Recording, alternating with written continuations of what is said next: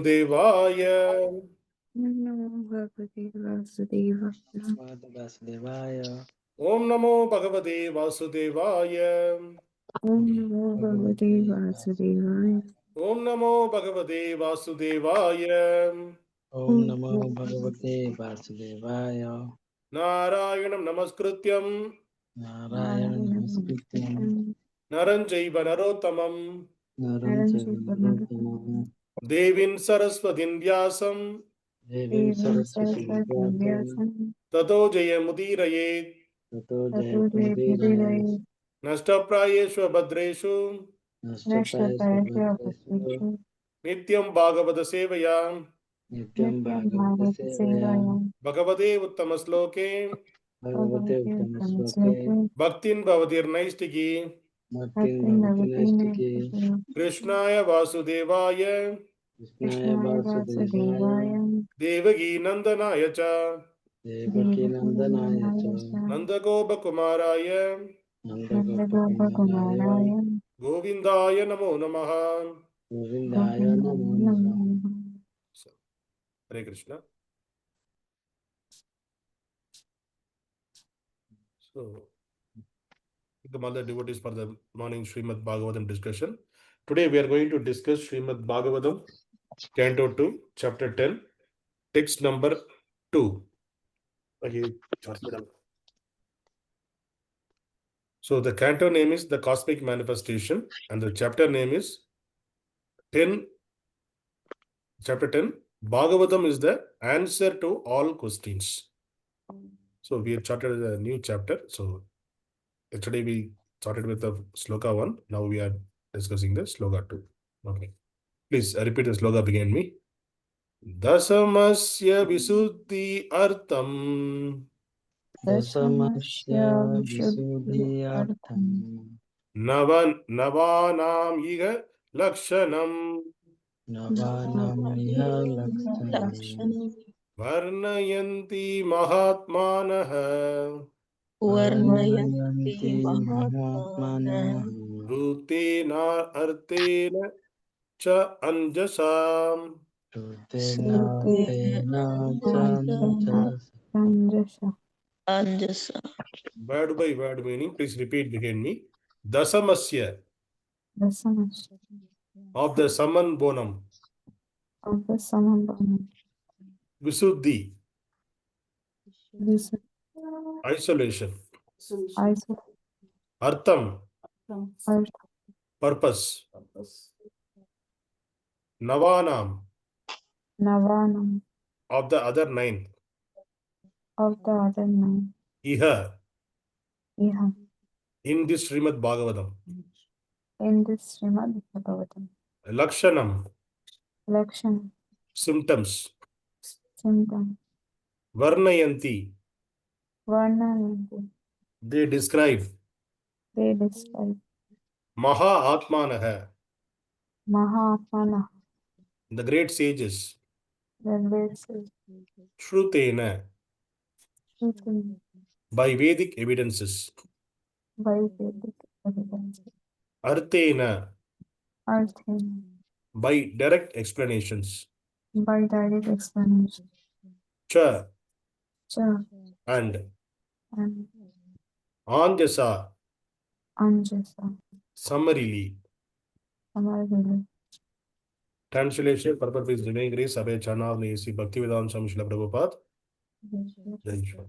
Translation, please repeat behind me. To isolate the transcendence of the summum bonum,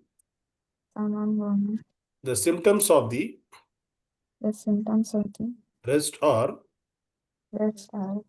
described sometimes by Vedic inference, sometimes by direct explanation,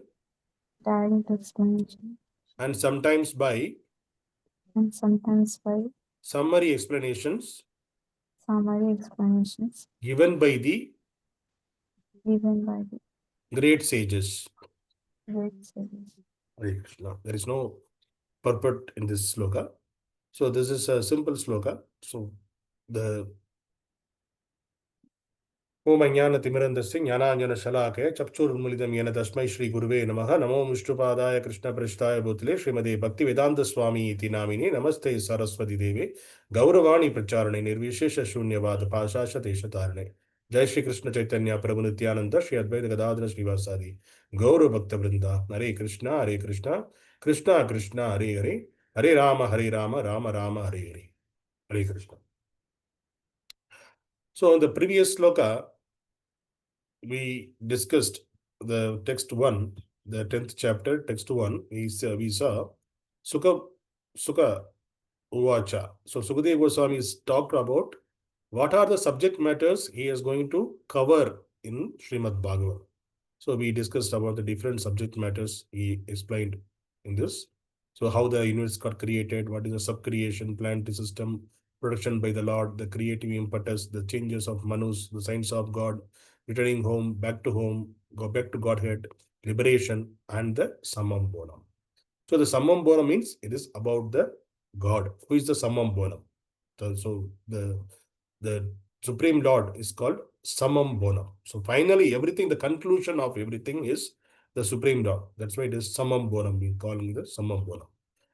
So here it is mentioned that all these 9 categories, there are 10 subject matters characteristics we are discussed. It got discussed in this Śrīmad-Bhāgavatam. All the 9 is, the 10th is different, but all the 9 is for what, why we discussed all the 9 different subjects in order to understand the 10th one, summum bonum. So everything, so in order to separate that summum bonum, Lord is the supreme, to explain the Lord, all the 9s are explained. So in order to differentiate or isolate from the 9 things, the Lord is differently, it is explained in the 10th one, summum bonum.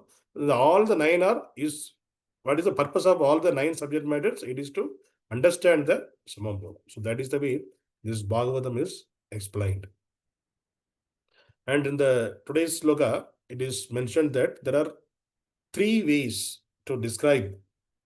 So in order to describe the summum bonum, and because summum bonum means is a supreme Lord and he is always in the Sutta Sattva. In order to understand the Sutta Sattva of Supreme Lord and to understand that, the references, how it is referenced, it is Vedic inference. So the what the conclusion of the Vedas, that is also explained in Bhagavad Gita, in Śrīmad-Bhāgavatam.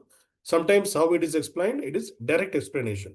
So it is Sukadeva Goswami or Vyasadeva.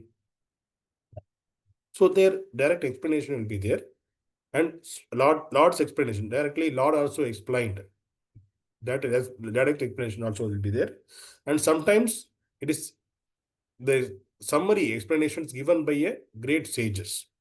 So here the Sukadeva Goswami and Parichet Maharaj, they are discussing what the great sages like Narada Muni, what he discussed, that they referred. Through that explanation is explained. So this is the way this entire Śrīmad-Bhāgavatam is explained. The 3 ways: Vedic inference, direct explanation, and summary explanations given by the great sages. So if you wanted to speak, who are the speakers of Śrīmad-Bhāgavatam? If you see the speakers of Bhagavad Gita, we can say that there are only 4 speakers in the Bhagavad Gita. Then Bhagavad Gita, 700 slokas. In that, Lord spoke more. 574 slokas spoken by the Supreme Lord. And Dhritarashtra, he spoke only 1 sloka in Bhagavad Gita. And like that, who are the speakers in Śrīmad-Bhāgavatam? So here, there are so many speakers are there. If you get into the Śrīmad-Bhāgavatam, we have 18,000 slokas. In that, who is the top 15 speakers? If you see, so the first speaker is the famous Sukadeva Goswami. He spoke 4,847 verses. Then Krishna spoke 1,119 slokas. Maitreya, 1,077 verses. Narada, 833 verses. Sutta Goswami, 741 verses. Brahma, 405 verses. Kapila Deva, 331 verses. Parikshit Maharaj, 249 verses. Uddhava, 188. Prahlad Maharaj, 163. Vishnu, 140. Shiva, 140. The Gopis, 136. Vidura, 130. Avadhuta Brahmana, 99 verses. So these are the some of the famous speakers of the Bhagavatam. So like that, there are collection of discussion. It is mentioned in the Śrīmad-Bhāgavatam. So as we discussed, see, these are the great sages. So Narada Muni, Maitreya Muni, Sutta Goswami, Brahma, Kapila, Parikshit Maharaj. These are all the great devotees of the Lord. And even Vishnu, Lord, Krishna, Vishnu, in the Vishnu form also he spoke. And Shiva also spoke. So their discussion also there in this. And Gopis, Vidura, these are the great souls. Their discussion also there in the Śrīmad-Bhāgavatam. So all this are, what is the conclusion of their discussion? They are not glorified themselves. They are not glorified any demigods. All their glorification on the Supreme Lord. That is the greatness. The 18,000 verses, everywhere, each and every verses, it is pointing out the Supreme Lord. Directly or indirectly, they are talking about the Supreme Lord only. That's why it is called it is a kind of a Nigama Kalpa Taru. This is a kind of a matured fruit. Why? Because each and every word, directly or indirectly, it is glorifying the Supreme Lord. That's why it's a greatness of the Śrīmad-Bhāgavatam. So, and also, how the Vedas, the Vedic references there. The first sloka itself, Srila Vyasadeva, he mentioned that. The first sloka, how it is starting?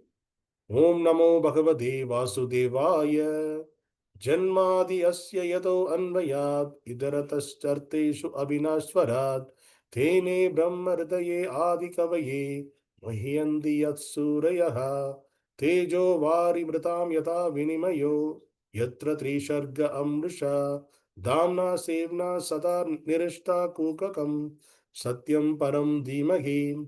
So this word Janmadi Asya Yata and Satyam Param Dhimahi, these are the Vedic references. So the Vedas, it is starting with the Janmadi Asya.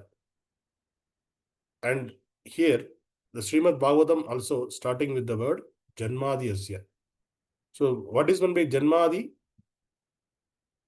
So Janmadi Asya means it is a creation, substance and distraction of the manifested universe. So from whom it is coming? So directly, indirectly, it is coming from the Supreme Lord. So that is mentioning here.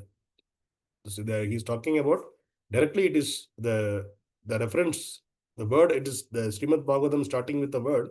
It is the Vedas, the starting word, and the Śrīmad-Bhāgavatam, it is the starting word. Both are same. Janmadi Asya Yatha. So everything, it is the creation, sustenance, and distraction. It is manifested universe.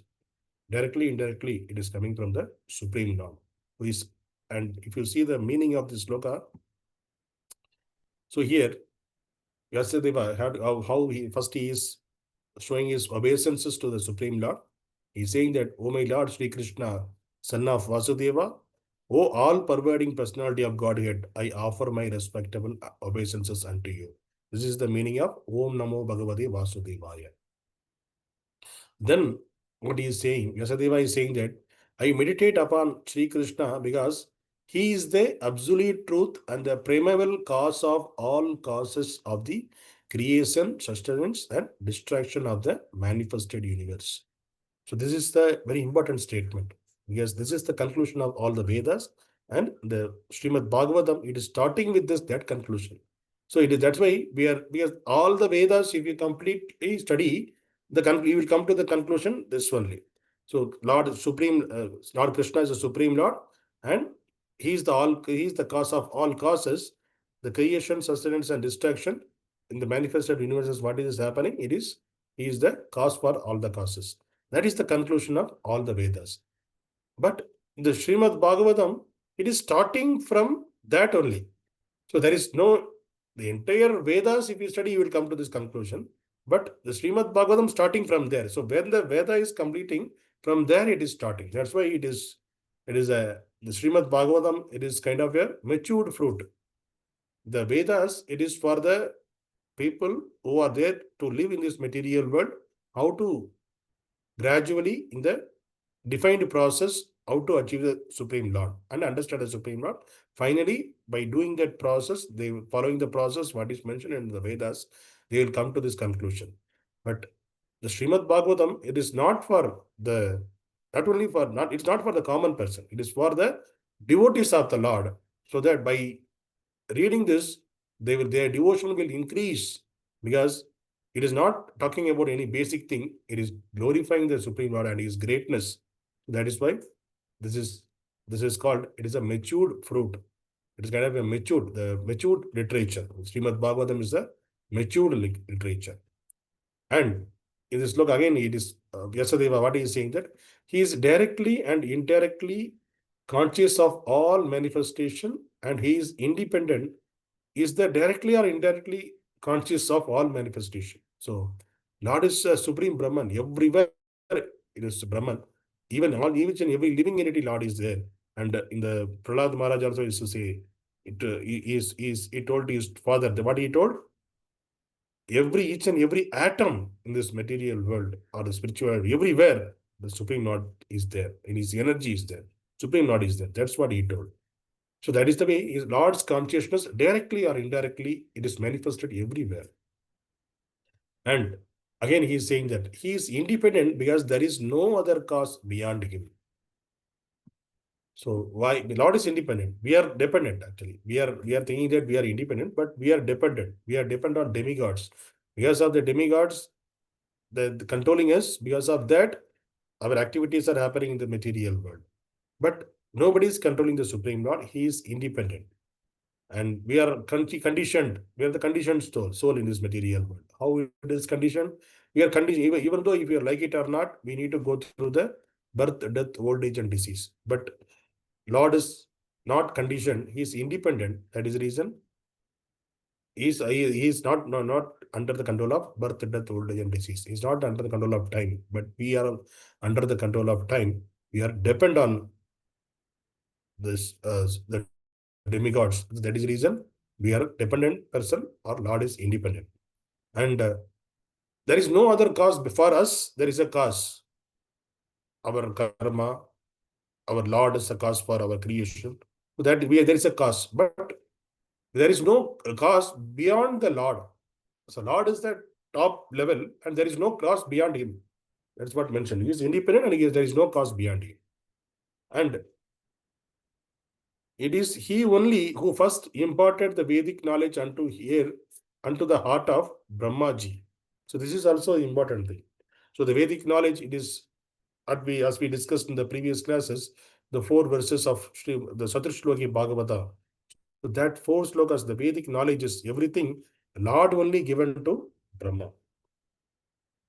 And he's saying that the original living being is the original living being. By him, even the great sages and the demigods are placed into illusion. So even the great sages and demigods are putting into the illusion. We discussed the pastimes of the Supreme Lord, that how Brahma, Indra, those people are also put into the illusion. Even though they are the great people, the great demigods, but still they also put into the illusion. And from the pastimes we can understand. And as one is bewildered by the illusionary representation of water seen in fire and land seen in water. So how they are illusion? See, when Brahma appear, when the Vrindavan pastimes happen, that time everybody, all the demigods are glorifying the Supreme Lord. So how the Supreme Lord is enjoying in Vrindavana, they were receiving from their planetary system, they are seeing how in the earthly planet, how the Supreme Lord is enjoying with the Gopas and Gopis. But Brahma also heard that, so Brahma also wanted to see the Supreme Lord. So that is the reason he come and see, he couldn't understand, because there is a Lord is standing as a covered boy. How a covered boy become a Supreme Lord? How can he become a Supreme Lord? He was illusioned. He couldn't understand he's a Supreme Lord. So how it is illusion? So now in the summertime, if you see on the main road, you can see that some water kind of flowing. But because of there's a heat waves, it will go flowing like a water. But if you go to the near to that place, you cannot see the water, but it is a heat waves. The similar way, that is called illusion. Similar way, Brahma got also illusion. How come a covered by became a supreme lord? How we can consider him as a supreme lord. So he is illusion. Even he is the Brahma, he is the first living entity. He got directly connected with the supreme lord, but he is also put it into the illusion by the supreme lord. That is the greatness of the supreme lord. And next, what is saying there?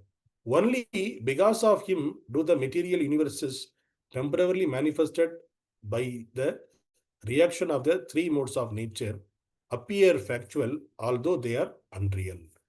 So here you're talking about the first sloka itself, it is Vyasadeva, he covered everything. Lord is the supreme.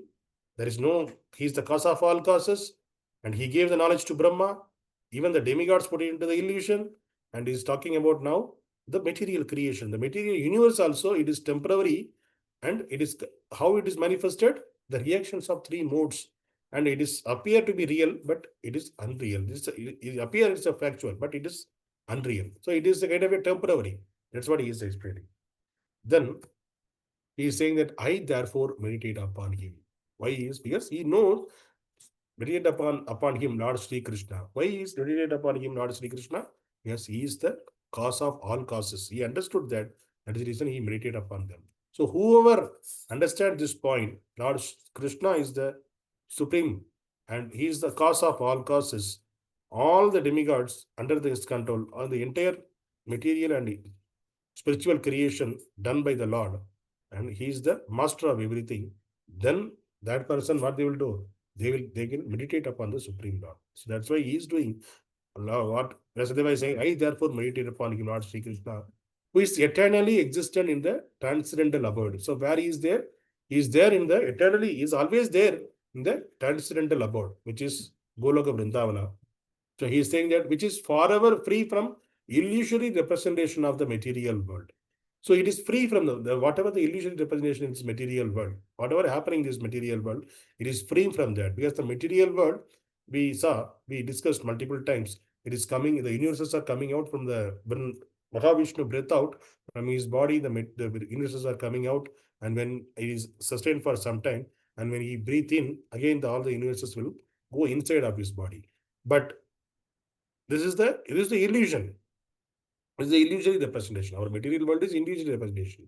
But the transcendental abode where Lord Krishna is there with his associates, the spiritual world, that is free from all these illusions. So it is eternal. Eternal means it's always there. The spiritual world always there. So then he is saying that I meditate upon him, for he is the absolute truth. Why he is meditating? He is the absolute truth. He is the absolute truth. That's the reason he is meditating upon the Supreme Lord.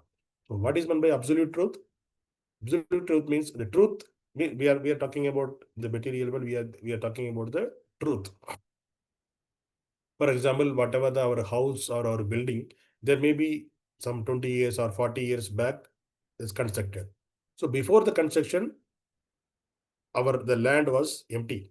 So maybe some farm will be there, the garden might be there, or some cultivation made done by the people. Something else would be there.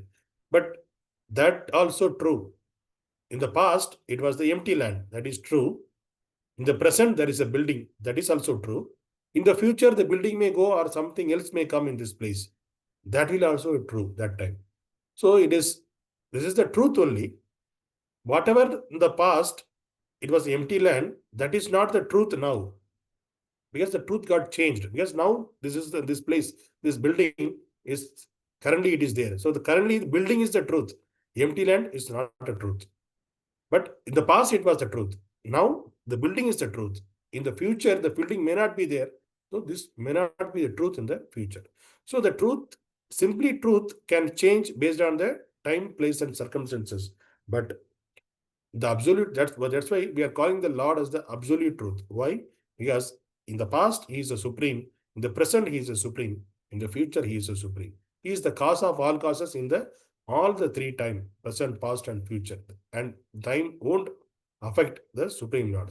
Time is under the control of the Supreme Lord. That is the reason we are calling the Supreme Lord as the absolute truth. So before giving the answers about for the questions for the Srimad, the asked by the Parshit Maharaj, so Sukadeva Goswami is talking about this. What are the 10 subject matters he is going to talk? His 10 subject matter, the final subject matter is talking about the conclusion is that Supreme Lord is the conclusion.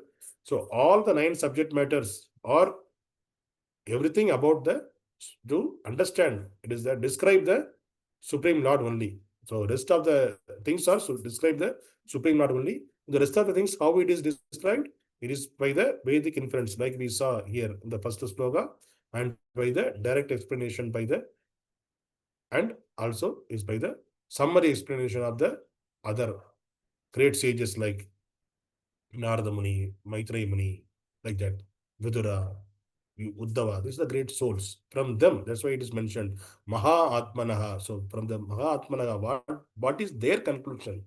That is also, what is their summary of interaction with the Supreme Lord or the experience of the Supreme Lord? That also explained over here. So that is the way the Śrīmad-Bhāgavatam. So it is spoke by what the directly spoke by the Supreme Lord. Also, some of the things are there, and Vedic, from the Vedic references also there, Vedic conclusion also there, and by the different sages who their experience that is also explained over here. So that is the way it is a complete pack. That's why it is called the ripened fruit, because it is combination of everything. So what will happen if somebody read through this Srimad Bhagavatam? Definitely there is no chance he can deviate from the path of bhakti. The bhakti he definitely will become a pure devotee. Once they completely study the Srimad Bhagavatam, they apply in their life whatever they understand, they realize, then they apply whatever the instructions they got in their life.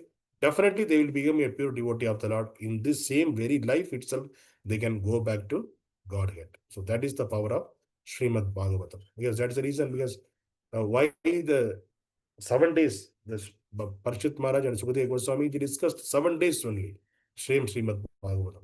Parshit Maharaj attained the supreme abode.